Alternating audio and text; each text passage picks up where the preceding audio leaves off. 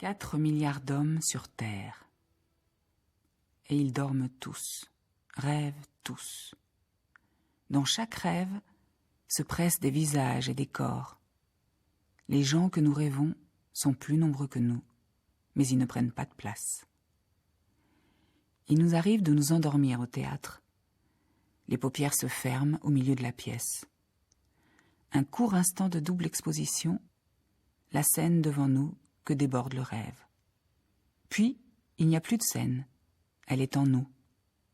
Le théâtre dans d'honnêtes profondeurs. Le mystère du directeur de théâtre harassé. La perpétuelle étude de pièces nouvelles.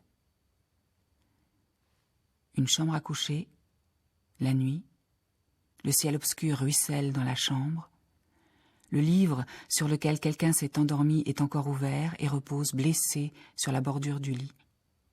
Les yeux du dormeur s'agitent, ils suivent un texte sans alphabet dans cet autre livre, illuminé, archaïque et soudain, une comédia vertigineuse qui s'inscrit entre les murs du cloître des paupières.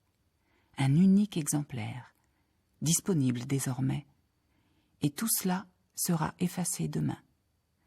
Les mystères de l'immense gaspillage, l'anéantissement.